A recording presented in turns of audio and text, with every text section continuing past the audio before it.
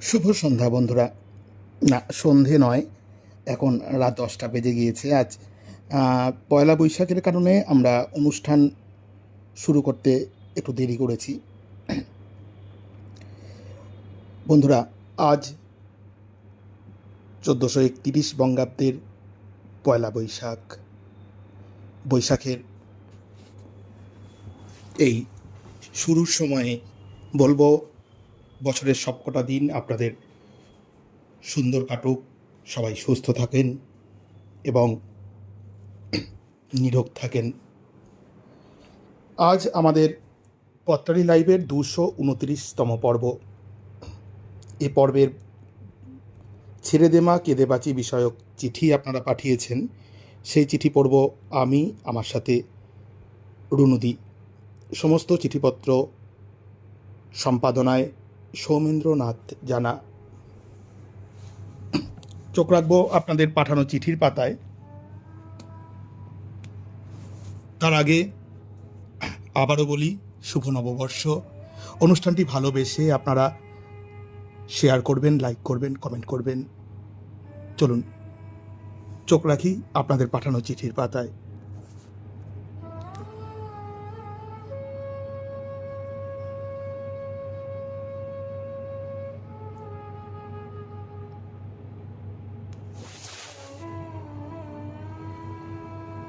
বছরের প্রথম চিঠি, রবিবাসরীয় প্রথম চিঠি, মানে বছরের প্রথম চিঠি পাঠিয়েছেন রূপালী কোলে, বালিটিকুড়ি, চাঁদপাড়া, দাসনগর, হাওড়া, সূচক 711-113 থেকে।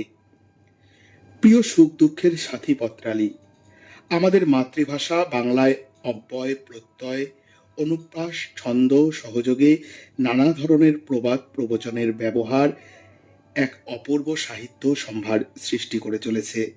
আর পত্রালী, তুমি এ পর্বের বিষয় বাংলা প্রবাদ ছেড়ে দে মা কেঁদে বাঁচি নির্বাচন করে বাংলা ভাষায় বাঙালির অনুভূতি প্রকাশের সুযোগ করে দিলে। তাই তোমাকে আমার অন্তরের অনেক অনেক ভালোবাসা না জানিয়ে পারছি না। এই প্রসঙ্গে আমার ছোটবেলায় ঘটে যাওয়া একটি ঘটনার কথা তোমায় বলছি। আমার জেঠতুতো বর্দি স্কুলে পড়াশোনা ঠিকঠাক না করায় মাস্টারমশাই ওকে বলে, তুই বরং বাড়িতে রান্না শিখবি, ভবিষ্যতে কাজে লাগবে। বর্দিও জেদের বসে জেঠিমাকে বলে যে সে রান্না করবে। জেঠিমা মেয়ের আবদার রাখতে রান্না করতে দেয়। বর্দি তো কাঠের উনুনে রান্না করতে গিয়ে ধোঁয়াতে চোখের জলে নাকের জলে একাকার। তখন নিজেই বলে ওঠে, ছেড়ে দে মা কেঁদে বাঁচি। দুদিন পর রীতিমতো পড়াশোনা করে স্কুলে গিয়ে হাজির হয়। সকলকে বাংলা নববর্ষের আগাম শুভেচ্ছা এবং ঠাকুরের কাছে পত্রালী পরিবারের সকলের সুস্থ ভালো থাকার প্রার্থনা জানিয়ে লেখা শেষ করেছেন রূপালী কোলে, বালিটিকুড়ি, চাঁদপাড়া, দাসনগর, হাওড়া, সূচক 711-110 থেকে। অধ্যায় মাকুড়দহ রোড, কদমতলা, সূচক 71101 থেকে। নাছোড়বান্দা পত্রালী, তোমার বিষয় পেয়ে আমার জীবনের এক অসম্মানজনক ঘটনার কথা মনে পড়ে গেল। বেশ মনে পড়ে, মাঘ মাসের শীতের সকাল। মেয়ে তখন ক্লাস 5-এ পড়ে। কাজকর্ম সেরে যথারীতি মেয়েকে তৈরি করে ওই ঠান্ডায় সকাল 6:30টায় আঁকার সরঞ্জাম নিয়ে রামতলা মাস্টারমশাইয়ের বাড়ির উদ্দেশ্যে রওনা দিলাম। দাসনগর স্টেশনে টিকিট কাটছি, এমন সময় ট্রেনের আগমনের ইঙ্গিত পেয়ে হাতে টিকিট নিয়েই মেয়ের হাত ধরে দৌড়ে সিঁড়ি দিয়ে উঠে লাইন ক্রস করে ট্রেনে উঠলাম। ট্রেনে প্রচণ্ড ভিড়। দরজার কাছে দাঁড়িয়েই মেয়েকে সামলাতে ব্যস্ত থাকলাম। ট্রেন রামতলা স্টেশনে ঢুকছে, এমন সময় টিটি এসে সামনে দাঁড়ালো। হাতে তো টিকিট নেই। চমকে উঠলাম। ব্যাগ হাতড়েও টিকিট না পেয়ে ভয় পেয়ে গেলাম। টিকিট না পাওয়ার কারণ সবিস্তারে টিটিকে জানালাম। সমস্ত শুনেও টিটি নাছোড়বান্দা, 250 টাকা ফাইন দিতেই হবে। এবার আমি স্টেশন মাস্টারের সঙ্গে দেখা করে সব কথা বলি। ওর কড়া ভাষা, ফাইন দিতে হবে, নাহলে সে ঘরে যেতে হবে। ব্যাগে অত না টাকা থাকার ফলে ছেড়ে দেওয়া কেঁদে বাঁচি অবস্থা। মাস্টারমশাইয়ের বাড়ি স্টেশনের অনতি দূরে হওয়ার জন্যই এই রকম অপদস্থতার হাত থেকে বাঁচতে আকার মাস্টারমশাইকে ফোন করে সমস্ত ঘটনা জানায়। কিছুক্ষণের মধ্যেই তিনি স্টেশনে আসেন। টিটিকে জরিমানার টাকা দিয়ে সে যাত্রায় মা মেয়ে উদ্ধার পায়। বন্ধু, সেদিনের ঘটনা সকলের সামনে এতটাই অপদস্থ হয়েছিলাম তা তোমাকে বলে বোঝাতে পারবো না।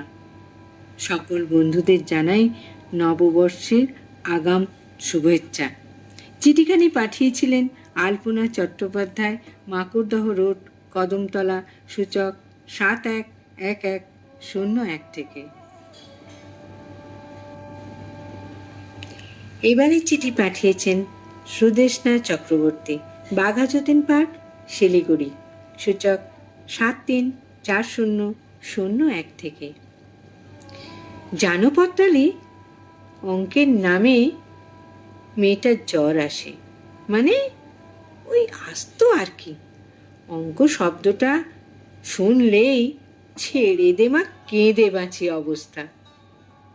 ষষ্ঠ শ্রেণী অবধি সব মোটামুটি ঠিকঠাক ছিল, তারপর যে কি হলো মাথার মধ্যে তালগোল পাকিয়ে গেল।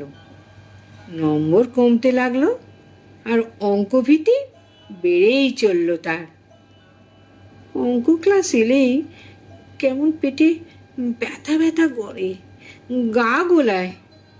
আর অঙ্কের শিক্ষক বোর্ডের অঙ্ক কষতে ডাকলেই সে প্রচণ্ড অসুস্থ বোধ করে। এভাবেই কেটে গেল কোনো মতে আরও 3 বছর। অঙ্কের শিক্ষক একখানা চিঠি পাঠিয়েছিলেন মেয়েটার বাড়িতে। প্রতিদিন 2 ঘন্টা অঙ্ক না প্র্যাকটিস করলে এর মুশকিল আছে ফাইনাল পরীক্ষায়। ব্যাস, বাড়িতে থমথমে ভাব। আরে অঙ্ক পারে না তো কি হয়েছে, আর তো সবই পারে সে।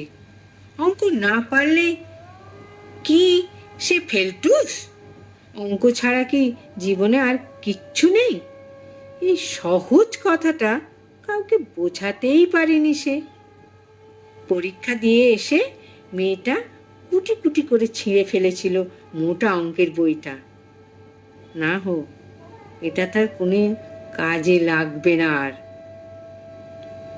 প্রণাম করে বলেছিল সেদিন, 5 নম্বর উঠলেই হবে।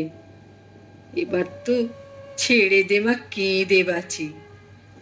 ফাইনাল পরীক্ষায় নিজের কৃতিত্বে 46 নম্বর উঠিয়েছিল মেয়েটা, আর বাকি 25 নম্বর তুলে দিয়েছিল পাশের বন্ধুটি। জীবনের সরল জটিল হিসেবগুলো শেষ জীবনে এসে বেশ মিলে যাচ্ছে। অঙ্ক না পারলে কিছুই এসে যায় না। চিঠিখানি পাঠিয়েছিলেন সুদেষ্ণা চক্রবর্তী, বাঘাযতীন পার্ক, শিলিগুড়ি, সূচক 734001 থেকে। এবারে চিঠি পাঠিয়েছেন হৃদয়রঞ্জন মুখার্জি, কাটোয়া কাছারিপাড়া, মুচিপুকুর পাড়, পূর্ব বর্ধমান থেকে।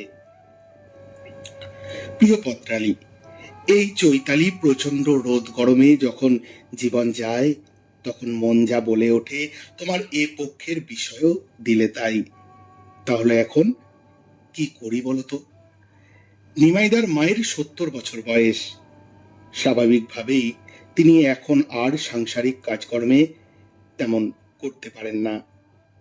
তাই বাধ্য হয়ে বাড়ির বৌমারা বড় বউ মেজ বউ পালা করে 2-3 মাস শাশুড়িকে নিজেদের কাছে রাখার পর তারা আর কেউ তার ভার নিতে চাইল না। অগত্যা শাশুড়ির দায়ভার গিয়ে পড়ল ছোট বউয়ের ঘাড়ে। কিছুদিন পর হঠাৎ পড়ে গিয়ে গেল শাশুড়ির কোমর ভেঙে। ফলে তার ওঠা পড়ার শক্তি গেল নষ্ট হয়ে। এদিকে ছোট বউয়ের কোলে দুধের শিশু, তার যত্ন করা, তাকে সামলাতেই হিমশিম খাচ্ছে। তার উপর শাশুড়ির এই অবস্থা দেখে ছোট বউ মনে মনে বলছে, ছেড়ে দে মা, কেঁদে বাঁচি। আমাদের গ্রামের দিলীপ ছিল পাতলা লিকলিকে, আর তার বউ ছিল তেমনি মোটাসোটা ভারী। এই প্রচণ্ড গরমে তার বউ ঝোঁক ধরল সে নৈহাটিতে যাবে জল সন্ন্যাসীদের মেলা দেখতে। দিলীপ আর কি করবে? অগত্যা নিজের সাইকেলটা বের করে বউকে তাতে চাপিয়ে নিয়ে চলল নৈহাটি। একে তো প্রচণ্ড রোদ গরম, তার উপর আবার মোটাসোটা ভারী বউকে নিয়ে দিলীপ আর সাইকেল চালাতে পারছে না। কি করবে? রাস্তায় সেদিন টোটো রিক্সা সব যানবাহন চলাচল বন্ধ। তাই বাধ্য হয়ে তার বউকে নিয়ে দিলীপের যে কি মর্মান্তিক দুর্দশা তা বলার অপেক্ষা রাখে না। তার উপর মাঝপথে গেল তার সাইকেলের চাকা ফেটে। দিলীপের তখন ছেড়ে দে মা কেঁদে বাঁচি অবস্থা। চৈত্র সংক্রান্তির শুভেচ্ছা জানিয়ে এখানে শেষ করেছেন চিঠি হৃদয় রঞ্জন মুখার্জি, কাটোয়া কাছারিপাড়া, মুচিপুকুর পাড়, পূর্ব বর্ধমান থেকে। এবারের চিঠি পাঠিয়েছেন চন্দনা মুখোপাধ্যায়, বউবাজার, কৃষ্ণনগর থেকে। সাজের তারকা পত্রালী, তোমার এবারের বিষয় আমাকে হাজির করলো শতবর্ষের আলোয় উদ্ভাসিত আবোল তাবোলের কবি সুকুমার রায়ের পদপ্রান্তে। তিনি কোথাও উল্লেখ না করলেও তার লেখা অবাক জলপান নাটিকার সেই তৃষ্ণার্ত পথিকের কথা মনে করলেই বোঝা যায় বারে বারেই পথিক ছেড়ে দেওয়া কেঁদে বাঁচি শব্দবন্ধটিকেই অবলম্বন করতে চেয়েছেন। তিনি একটু খাবার জলের সন্ধান করছিলেন, প্রথমে এক ফলের ঝুড়িওয়ালার কাছে। ঝুড়িওয়ালা পথিককে জল জলপাই, আলু আলু বোকরা, বরকন্দাজ, মাছ মাছরাঙা প্রভৃতি পারস্পরিক তফাৎ বুঝিয়ে ছাড়ে। এরপর এক বৃদ্ধ ঘুমুরির জল, নদীর জল, মামাবাড়ির জল, কুয়োর জল, নদীর জল সহ আরও কত জলের তথ্য বোঝাতে লাগলো, যা তৃষ্ণার্ত পথিকের বিরক্তির কারণ হয়। সেই বিরক্তির অবসানে বৃদ্ধ এগিয়ে এসে দায়িত্ব নিয়ে বৃষ্টির জল, জিভের জল, হুঁকোর জল, ফটিক জল, নাকের জল, চোখের জল সব একাকার করে জলের প্রকারভেদ বোঝাতে তৃষ্ণার্ত পথিকের জলপানের বাসনায় এমন জল ঢেলে দিলেন যে পথিকের তখন ছেড়ে দেমা কেঁদে বাঁচির শরণাপন্ন হওয়াই কি দস্তুর নয়। গুরুদেবকে স্মরণ করে চিঠি শেষ করব। একবার শান্তিনিকেতনে এক ভদ্রলোক নিমন্ত্রিত। এক টেবিলে গুরুদেব, রবীন্দ্রনাথ ও ভদ্রলোককে খাবার পরিবেশন করা হলো। গুরুদেবের পাতে একটি পদ বেশি দেখে ভদ্রলোকের কৌতূহলোদ্দীপক চাউনি লক্ষ্য করে গুরুদেব বললেন, পক্ষপাতিত্ব তার একেবারেই পছন্দ না। তার আদেশের সঙ্গে সঙ্গেই পদটি পরিবেশিত হলো এবং ভদ্রলোক মুখে দিতেই তার মুখের হাসি তো পগার পার, মুখের আকারই বদলে যাওয়ার জোগাড়। হবে না কেন? ওই বিশেষ পদটি ছিল নিম পাতা বাটা। পরম আগ্রহে সবুজ সুন্দর পদটি মুখে দিতেই ভদ্রলোকের তখন ছেড়ে দেওয়া কেঁদে বাঁচি অবস্থা থেকে গুরুদেবের মুখে চটুল হাসি। তোমার চরণে শতকোটি প্রণাম গুরুদেব। চিঠিখানি পাঠিয়েছিলেন চন্দনা মুখোপাধ্যায়, বউবাজার, কৃষ্ণনগর থেকে। এবারের চিঠি পাঠিয়েছেন ডাক্তার তুহিন চক্রবর্তী সেনগুপ্ত, 138/14, বারুইপাড়া লেন, কলকাতা 35 থেকে। বন্ধু পত্রালী, রাত প্রায় 10টা। খাওয়া দাওয়া সেরে লিখতে বসবো, হঠাৎ কলিং বেল। দরজা খুলে দেখি পাড়ার সেই বউটি এসেছে। আমাদের বাড়ির 2-3টে বাড়ির পরেই ওদের বাড়ি। জিজ্ঞাসা করি, কেমন আছো? জ্বর সেরেছে? হ্যাঁ দিদি, একদম ভালো হয়ে গেছে। বলি, এত রাতে কার জন্য ওষুধ নিতে এসেছো? উত্তর, না দিদি, ওসব কিছু নয়, আমি এসেছি অন্য ব্যাপারে। ভাবছি কি এমন ব্যাপার যার জন্য এত রাতে আসতে হলো। বললাম, পটলের একটা নতুন রান্না করেছি, খেয়ে দেখো কেমন লাগে, তারপর শুনবো তোমার কথা। ও বলল, রাতের খাবার হয়ে গেছে দিদি, কিছু খাবো না। বুঝলাম কি হতে চলেছে। বলল, দিদি, কাল আমাদের পাশের পাড়ায় একটা অনুষ্ঠান হবে, আমি সেখানে গান গাইবো, তাই আপনাকে একটু শোনাতে এসেছি। বলতেই হলো, বাহ, শুনবো না কেন? বললাম, তোমার দাদা শুয়ে পড়েছে, দরজাটা ভেজিয়ে দিয়ে আসি। রবীন্দ্র, নজরুল, আধুনিক নানান গান একটার পর একটা গাইতে লাগলো। গানগুলো ইচ্ছামতো সুরের স্রোতে ভাসতে লাগলো। একটি গান শেষ হলেই প্রশ্ন, কেমন হয়েছে দিদি? উত্তরে বলি, ভালোই তো হচ্ছে, তবে কাল সকালে একটু প্র্যাকটিস করে নিও। এতগুলো গান তুমি গাইবে? উত্তরে বললে, তৈরি থাকছি দিদি, যদি শ্রোতারা অনুরোধ করে তাই। ছেড়ে দেমা কেঁদে বাঁচির অবস্থা আমার। ঘড়ির কাঁটা 12টার ঘর ছুঁতে চলল। খিদে পেটে ছুঁচোর ডন মারছে। মনে মনে বলি, রেহাই দাও। বউটির মোবাইল বেজে উঠল। বলে, দিদি, বাড়ি থেকে এখন যেতে হবে। যাবার সময় বলল, আসি দিদি, অনেক বিরক্ত করলাম। আমি সহাস্যে বলি, একটুও না, ভালো লাগলো গান, আবার এসো। হাসি মুখে চলে গেল সে। তড়িঘড়ি দরজাটা দিয়ে বলি, ছেড়ে দে মা, কেঁদে বাঁচি। নতুন বছরে সবাইকে জানাই শুভেচ্ছা ও শুভকামনা। চিঠিখানি পাঠিয়েছিলেন ডাক্তার তুহিন চক্রবর্তী সেনগুপ্ত, 138/14, বারুইপাড়া লেন, কলকাতা 35 থেকে।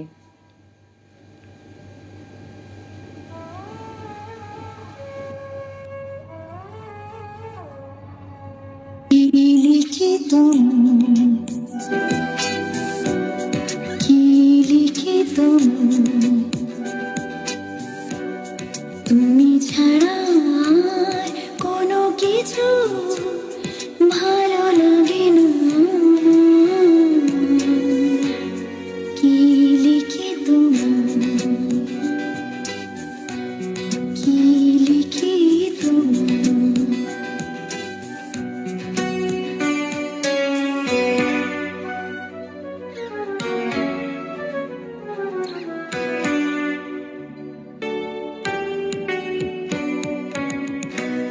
কৃষ্ণ চূড়ার বনে ছায়া ঘন পথ, আঁকা বাঁকা পায় আমার নীলা থেকে চলে গেছে তোমার মনে। কৃষ্ণ চূড়ার বনে ছায়া ঘন পথ, আমার নীলা থেকে চলে গেছে তোমার মনে। বসে আছি বাতায়নে তোমারই আশায়। কি লিখিত কি লিখিত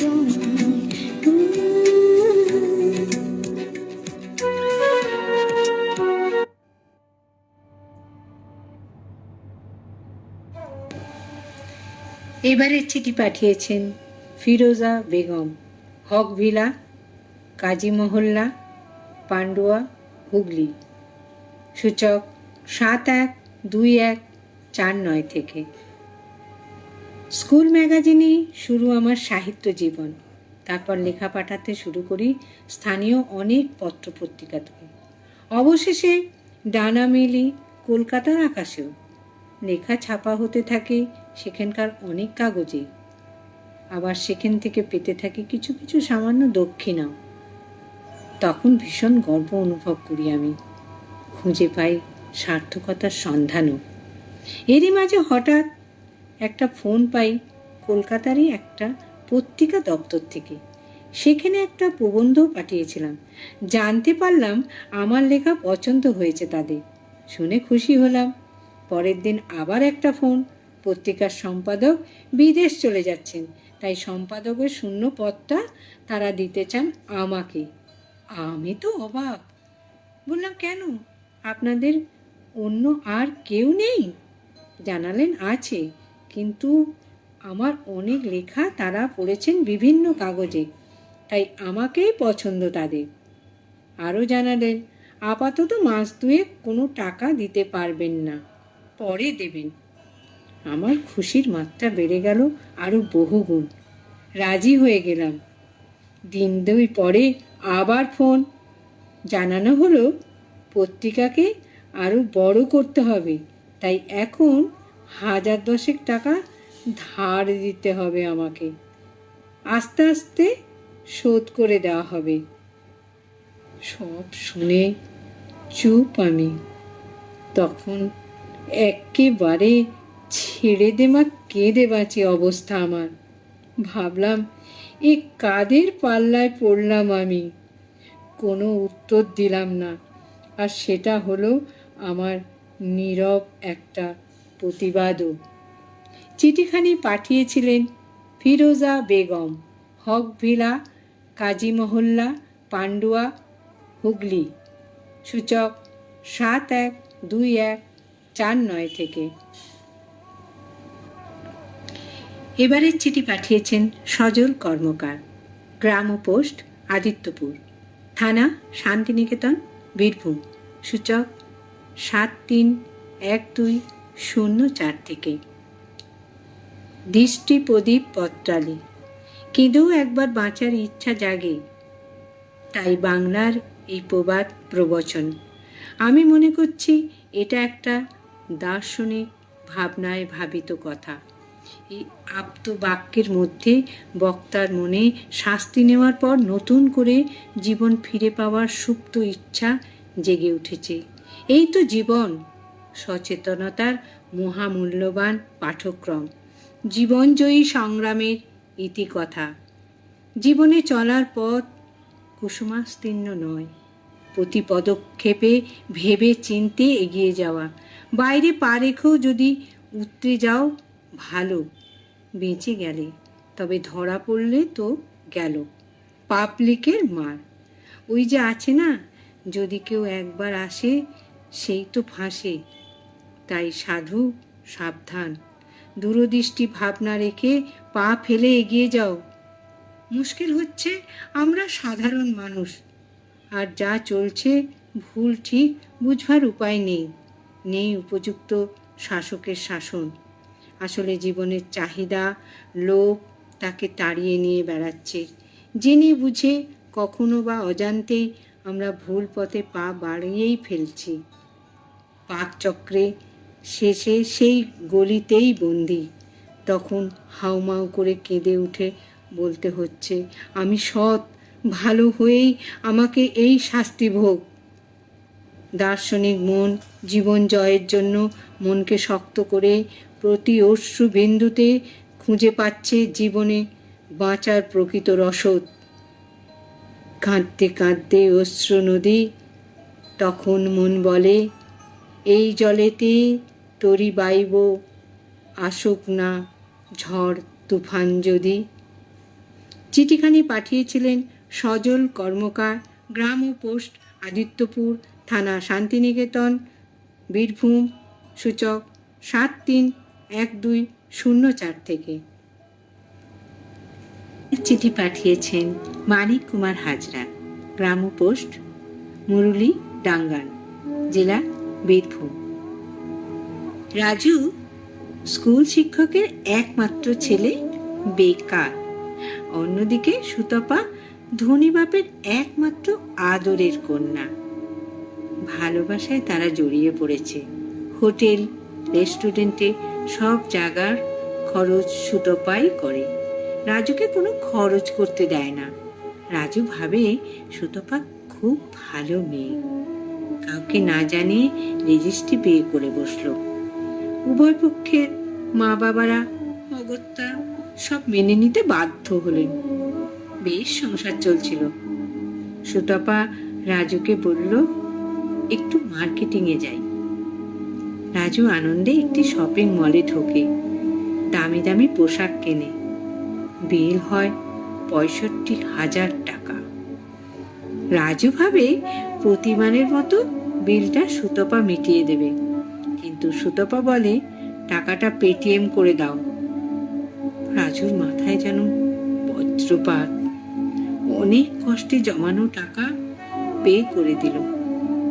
কিছুদিন পর সুতপা বলল, চলো লং ড্রাইভে ঘুরে আসি। রাজু না বলতে পারেনি। দুজনে বেরিয়ে পড়ল। 7 দিনে খরচ হলো 1,00,000 টাকার উপর। রাজুকে খরচা করতে হলো। রাজু মনে মনে ভাবে, ভগবান, এ কার পাল্লায় পড়লাম। দুজনে ওরা এক সন্ধ্যায় একটা নামকরা জুয়েলারি শপে ঢোকে। সুতপা একটা সোনার চেন, একটা হিরে বসানো সোনার আংটি ও একজোড়া কানের দুল বেছে নিল। রাজু বলে, জানো তো আমি বেকার। সুতপা বলে, তোমার বাবাকে বলো ফোন পে করে দিতে। পুত্র স্নেহে অন্ধ পিতা সব টাকাটা ফোন পে করে দেন। ওরা বাড়ি ফিরছে। সুতপার খুব আনন্দ, আর রাজুর অবস্থা ছেড়ে দে মা, কেঁদে বাঁচি। চিঠিখানি পাঠিয়েছিলেন মানিক কুমার হাজরা, গ্রাম ও পোস্ট মুরুলি, ডাঙ্গাল, জেলা বীরভূম থেকে। বন্ধুরা শুনছেন রেডিও জংশন নিবেদিত লাইভ পত্রালি অনুষ্ঠান। আজ 229তম পর্বের চিঠি পড়া হলো। ছেড়ে দে মা, কেঁদে বাঁচি। চিঠি পড়ছিলাম আমি চঞ্চল, আমার সাথে রুনুদি। নাসিমা বেগম রয়েছেন সঙ্গে, লিখছেন শুভ সন্ধ্যা বন্ধু পত্রালি। দীপা বাগচি লিখছেন শুভ সন্ধ্যা। চন্দনা মুখোপাধ্যায় লিখছেন শুভ নববর্ষ, শুভ 1431, সবার মঙ্গল হোক। কাশীনাথ মণ্ডল লিখছেন শুভ সন্ধ্যা, শুনতে শুরু করলাম। সজল কর্মকার রয়েছেন সঙ্গে, সঙ্গে রয়েছেন মীনাক্ষী দাস, সঙ্গে রয়েছেন অঞ্জলি সেনগুপ্ত। অভিজিৎ মণ্ডল লিখছেন শুভ সন্ধ্যা। মানিক কুমার হাজরা লিখছেন পত্রালি, তোমায় নববর্ষের শুভেচ্ছা জানিয়ে আমরা অনেকে মিলে শুনতে বসে পড়লাম। বাহ। বিধানচন্দ্র সান্যাল লিখছেন সাথে আছি। বন্ধুরা, এখন শুনে নেব ছেড়ে দে মা, কেঁদে বাঁচি বিষয়ে কার লেখাটি সেরা হলো। আমাদের সম্পাদক সৌমেন্দ্রনাথ জানা কথা বলেছিলেন সেরা পত্রকারের সাথে। শুনে নেব তাদের কথোপকথন।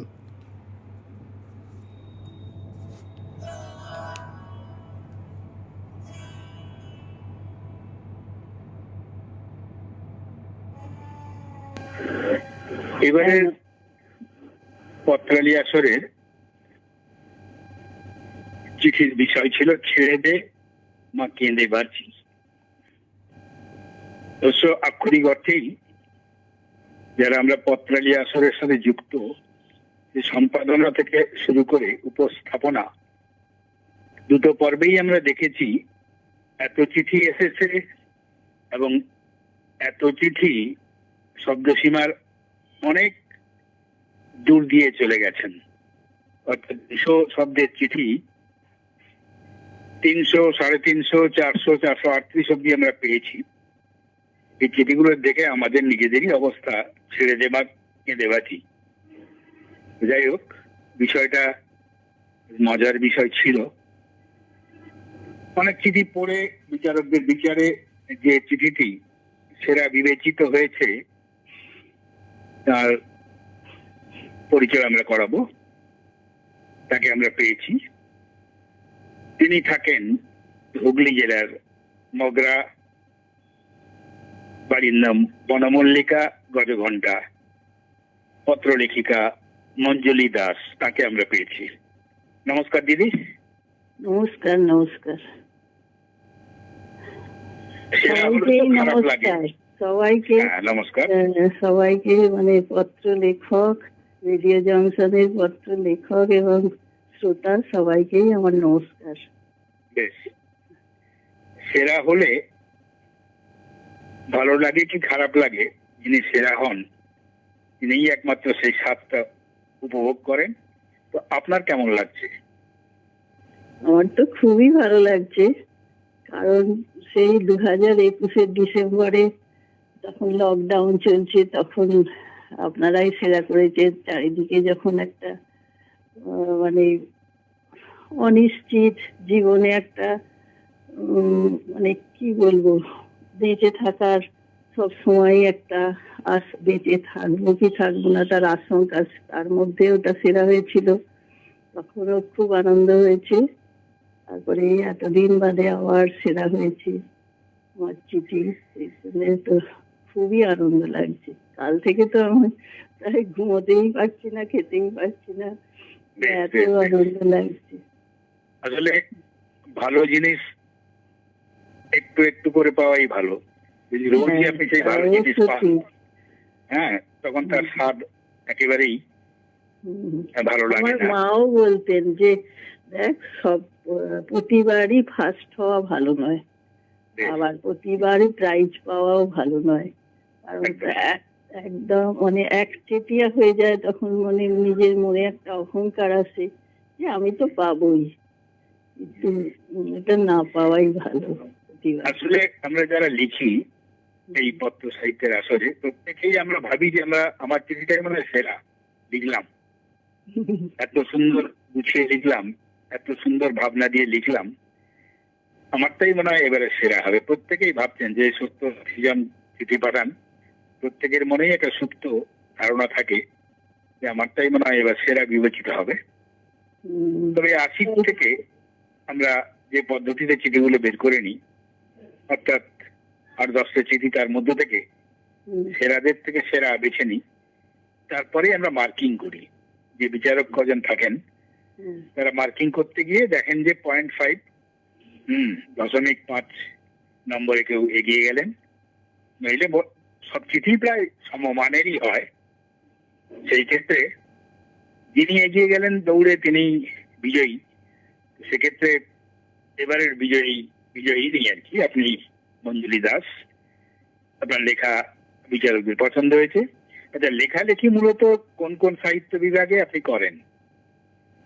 আমি প্রথমে কবিতায় শুরু করেছিলাম, কিন্তু তারপরে কবিতায় সেরকম করতে পারিনি, জায়গা করতে পারিনি নিজের। তারপরে প্রবন্ধ লেখা শুরু করলাম, মানে আমাদের শিবপুর শাখার বীরেন চট্টোপাধ্যায় বললেন তুমি প্রবন্ধ লেখো। প্রবন্ধতে প্রথমবার বার্নপুরে লিখেই প্রথমেই ফার্স্ট হয়ে গেলাম। তারপরে থেকেই আমাকে বললেন তুমি প্রবন্ধের উপর দিকেই তোমার এটা বেশি আছে, ন্যাকটা বেশি আছে, বা তোমার শৈলীটা, লিখন শৈলীটাও ওই দিকেই ভালো, তো তুমি প্রবন্ধই লেখো। আমি লিখি, ছোট গল্প লিখি, ছোট গল্প অনেক জায়গায় লিখেছি, তবে খুব একটা প্রাইজ পাইনি। ওটা 3টে কি 4টে বোধহয় পেয়েছি, আর বেশি পাইনি। কবিতাও পেয়েছি, ওই একটা প্রাইজ আমরা কিন্তু লিখে সবাই পাই, সেটা হচ্ছে লেখার আনন্দে লেখা। তো সেই আনন্দ যেটা পেলাম নিজে লিখে, সেটাও একটা পুরস্কার আমাদের কাছে, যে হ্যাঁ লিখে একটা ভালো সময় কাটালাম, অবসরটা সুন্দর কাটলো। যেটা এই আসরে মানে যে আপনি লকডাউন থেকে শুরু করলেন, লকডাউনে যখন অনিশ্চয়তা গ্রাস করেছে প্রত্যেককে, তখন কিন্তু এই চঞ্চল চৌধুরী যিনি অধিকর্তা আমাদের এই আসরের, সেই সাহসী বলুন আর দুঃসাহসী বলুন, প্রত্যেককে সময় সুন্দরভাবে কাটানোর জন্য একটি আসর উপহার দিয়েছে, যার সুবিধে সুযোগ যাই বলুন আমরা সবাই নিচ্ছি। সেই হিসেবে নিজের লেখারও নিজের কাছে পুরস্কার আমার মনে হয়। হ্যাঁ, সে তো বটেই। আর আমার বেশি মনে হয় যে এই যে রেডিও জংশনের এইটা আমার বেশি ভালো লাগে কেন, যে ধারাবাহিকতার কথাটা রয়ে গেছে, মানে আছে, যেটা মানে আমাকে সবসময় এনগেজ রাখে লেখার জন্য, বা এই লেখার বিষয়ের উপর চিন্তাটা আমি খেতে শোবার আগে মানে ঘুম আসার আগে সেটা নিয়ে, তারপরে বাথরুমে চান করতে করতে, রান্না করতে করতে পরের বিষয়টা ভাবতে থাকি, যার জন্যে উল্টো পাল্টা চিন্তা আমার কোনোদিনই আসে না। আর মানে একটা শেষ হতে না হতেই আর একটা বিষয় দিয়ে দেয়া হয়, তখন ওইটা যাই লেখা হয়ে গেল লিখছি যখন, তখন তো আমার আনন্দ হয়। কারণ আমি নিজের মনে যা আসে তাই লিখি। তারপরেই যখন সেটা শেষ হয়ে গেল সে পক্ষটা, তখন পরের পক্ষ যাই বিষয় এলো তখন সেইটা নিয়েই ভাবতে থাকি। হ্যাঁ, লিখে ফেলা এবং তারপরে হ্যাঁ, যাই অপেক্ষা। সেটা লেখা, হ্যাঁ, অপেক্ষা বিশেষ অপেক্ষার করতে আনন্দ। হয় না, অপেক্ষা বিশেষ করতেই হয় না, তারপরেই আরেকটা এসে যায়। যার জন্য রেডিও জংশনের এই জিনিসটা আমার খুব ভালো লাগে। দিদি ভাই, আপনি পেশাগত জীবনে মানে আপনি কি বরাবরই গৃহবধূ? হ্যাঁ, চাকরির চেষ্টা করেছিলাম কিন্তু আমার ভাগ্য হ্যাঁ, আপনি হয়নি। তো বিভিন্ন আসরেই সেরা হয়েছেন, শুধুমাত্র পত্রলি নয়, আকাশবাণীতেও হয়েছেন, নিখিলবঙ্গ সাহিত্য সম্মেলনও হয়েছেন। হুম। কিন্তু এই সেরা হওয়া বা এই লেখার চাপ নিতে গিয়ে আপনার কি কখনো মনে হয়নি ছেড়ে দে বাবা, কেঁদে বাসি? কারণ আমাদের আসরের অধিকর্তা যেভাবে সবার হাতে জোর করে কলম ধরিয়ে বিষয় বলে দেয়, ওটা চাপের মনে হয় না আপনার? না, আমার চাপ মনে হয় না। আমার এই যে বললাম, বরঞ্চ এই যে আমি ব্রেনটাকে ওর মধ্যে এনগেজ রাখি, সেটাতেই আমার ভালো লাগে। বাহ, আমি আমি বেশিরভাগ সময়ই অবশ্য পড়াশোনা এর মধ্যেই থাকি। কারণ সন্ধ্যের পর এই 8টা 8:30 থেকে আমি শব্দ সন্ধান করি, খবরের কাগজের যে শব্দ সন্ধান সেইটা নিয়ে ব্যস্ত থাকি, তারপরেই করি। আমার একটা সবকিছুরই রুটিন বাঁধা আছে আমার আচ্ছা, জীবনের। হ্যাঁ, পাড়ার মাস্টারমশাই হ্যাঁ, সরস্বতী পুজোর চাঁদা দিতে গিয়ে যে পরিস্থিতি বা পরিবেশের সৃষ্টি করেছেন, যেটা আপনার চিঠিতে উঠে এসেছে, হ্যাঁ। নিজের ছোটবেলায় কি এমন কোন পরিস্থিতিতে আপনি পড়েছেন? ছোটবেলায় নয়, এই আমার জীবনে আমার স্বামী তো একজন মাস্টারমশাই ছিলেন, মানে প্রাক্তন শিক্ষক। ওনার নামটাও একটুখানি ওই রকম ভজকট, যার জন্যে এই যে লিখেছি না, ওই যে সরস্বতী পুজোর বিলের নামটা ঠিক লিখেছিস কিনা, এই অঞ্চলের স্কুলে উনি শিক্ষকতা করতেন, যার জন্য আশেপাশে বেশিরভাগ ছেলে মেয়েরাই এখন, তারা বয়সও হয়ে গেছে সব, সব ওনার ছাত্র। এরা সরস্বতী পুজোর চাঁদা নিতে এলেই বলে, আগে দেখি তোরা তো আমার কাছে পড়েছিস, তাহলে আমার নামটা ঠিক লিখেছিস কিনা আগে দেখি, তবে আমি তোকে চাঁদা দেবো। সেইটা থেকেই আমার শুরু বা ভাবনাটা। আমরা যখন ছোটবেলায় চাঁদা তুলতে যেতাম, তখন আমাদেরকেও বলা হতো যে লেখো লেখো, আমার নাম লেখো পুণ্ডরীকাক্ষ চক্রবর্তী, বা লেখো তো কার্ত বীর্যার্জুন, এই বানানগুলো লেখো। সরস্বতী বানান তো আছেই। হ্যাঁ, হ্যাঁ, এই সমস্ত কঠিন কঠিন বানানগুলো, কতগুলো রেফ হবে, কতগুলো কোথায় রসৌকার হবে, কি দন্তনা মূর্ধন্য হবে, এইসব করে আমাদেরও পরীক্ষা দিতে হতো ছোটবেলায় যখন চাঁদা তুলতে বেরোতাম পাড়ায়। হুম। এখন আমার বাচ্চাগুলো খুব চালাক, বলে যেদিন যেদিন আমাকে বলবে সামনে যেদিন নিতে আসবো চাঁদাটা, আজকে বিলটা রেখে যাচ্ছি, যেদিন চাঁদাটা নিতে আসবো সেই দিন এসে ঠিক বানানটা বলবো, সরস্বতী বানানটা বলবো, বলে। আর না হলে ওই ইংরাজিতে ওনার নাম কি দিয়ে কি দাস লিখে দেয়, পুরো নামটা লিখে দেয় সব। বাচ্চারা আচ্ছা, তো খুব, পত্রালির নিয়ে আপনার অভিজ্ঞতা কেমন? আপনি তো একটা জিনিস বলেছেন, ধারাবাহিকতা রয়েছে, হ্যাঁ, আর বিশেষ কোন দিক আপনি উল্লেখ করবেন? বিশেষ দিক মানে এই যে অনুষ্ঠানটা বছরে হয়, সবার সঙ্গে দেখা হয়, এটা ভালো লাগে। অনেক অচেনা মানুষের সঙ্গে পরিচয় হয়, ওটা তো আমার ভীষণ ভালো লাগে।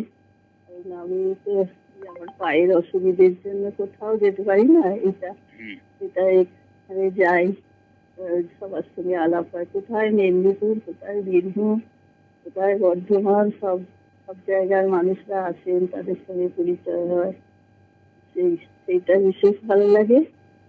আর এই যে বিভিন্ন বিষয়ের উপর আমাদের এই ভালোবাসা এই বিষয়ের উপর এটা বন্ধ হয়ে গেল না? এটা কি বন্ধ বন্ধ মানে আছে? লেখা ঠিক মতো আসছিল না। আচ্ছা। ওটা তো আমি ভালো ঠিক মতো লিখতেও পারছিলাম না। যাই হোক, এই কারণে ওটা ঠাকুরদার ঝুলিটা আসলে কাজের ঠাকুরদার লোক তো একজনই, একজন অধিকর্তা, তার অসীম সাহস এবং উদ্যম এ নিয়েই ঝাঁপিয়ে পড়ে সবকিছু করার চেষ্টা করে। আপনিই তো মাথার উপর আছেন। মাথার উপর আছে, কিন্তু সারা শরীরটা তো আলাদা না। শরীরটা শক্ত বলে চলছে আসরটা। হুম, সেখানে একার পক্ষে সম্ভব হয় না এদিকে উপস্থাপিকাদেরকে নিয়ন্ত্রণ করা বা তাদের হাতে সময়ের মধ্যে চিঠি পৌঁছে দেওয়া, এসব ব্যাপারগুলো থাকে তো। চিঠিকে এন্ট্রি করা, সবগুলো করে এন্ট্রি করা, তারপরে সেগুলোকে সম্পাদনার জন্য পাঠানো, আবার চিঠিগুলো ফেরত নেওয়া, একটা বিশাল কাজ তাকে করতে হয়।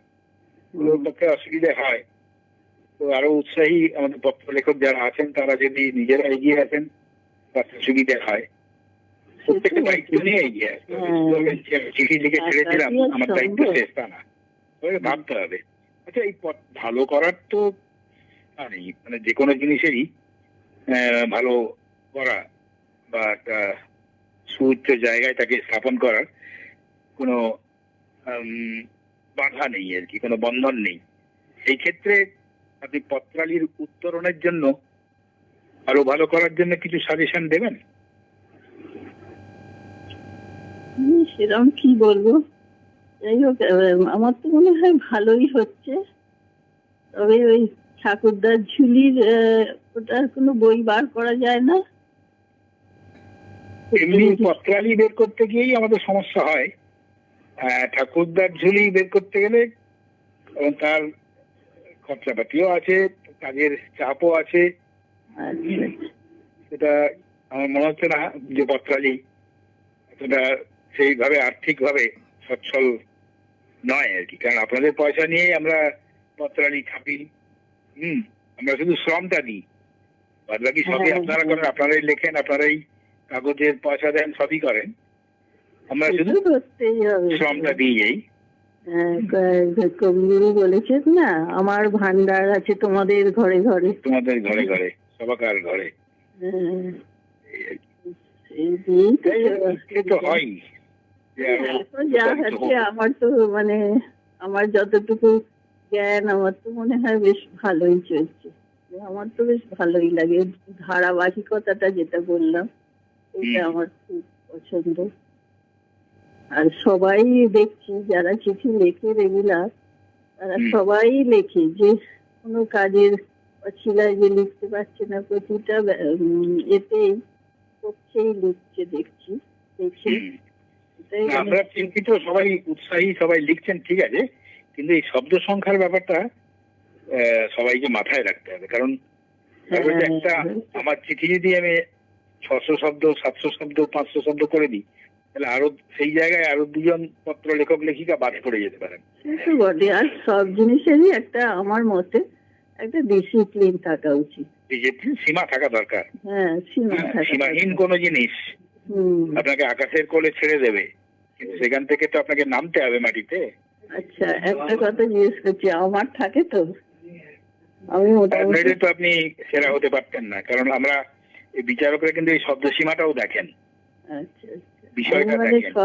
ওইটা চেষ্টা করি। অনেকেই বলে 2 বা 10টা শব্দ যদি বেশি হয় তাতে কি ক্ষতি আছে, কিন্তু আমার একটা মন থেকে হয় যে না, এটাই যখন নিয়ম তখন এটাই আমরা তো মোটামুটি 200 শব্দ বললেও 220-25 অব্দি অ্যালাউ করি। বাংলা সাহিত্য করতে গিয়ে 10-20টা শব্দ বেশি হয়ে গেলেও সেখানে আমরা নিষ্ঠুর হই না। সেটা যদি 100-150-200 পেরিয়ে যায় তখন তো ভাবনার ব্যাপার। চঞ্চল তাই বলে যে আমরা 20-25 পর্যন্ত অ্যালাউ করি।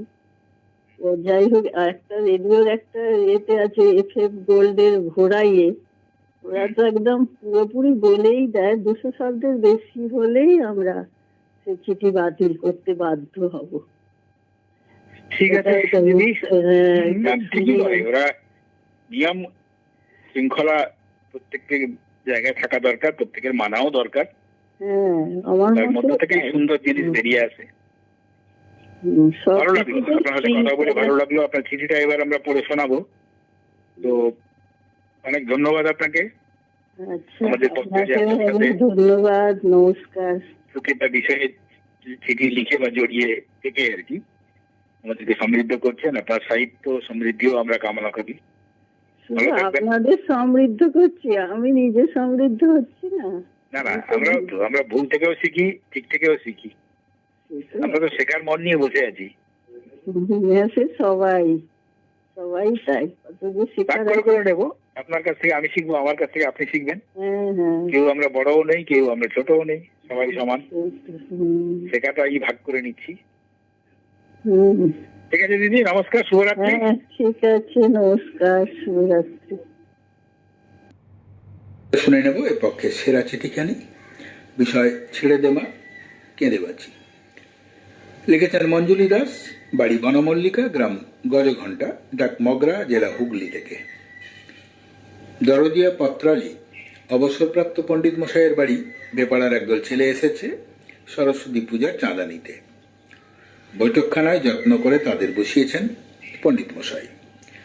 প্রথমেই তিনি ছেলেদের বললেন, দেখো বাবারা, পুজোর চাঁদা আমি তোমাদের দেব, কিন্তু তার আগে আমার কয়েকটি প্রশ্নের জবাব দিতে হবে তোমাদের। আচ্ছা, তোমরা কে কোন ক্লাসে পড়ো? ওরা বলে, কেউ 11, কেউ 12, 8, 9ও আছে। পণ্ডিত মশাই বলেন, বেশ বেশ, সরস্বতী পুজোর চাঁদা যখন, সরস্বতী বানানটা বাংলায় বলো। সবাই মুখ চাওয়াচাই করছে, পা কাঁপছে। জানা, তবু মনে পড়ছে না।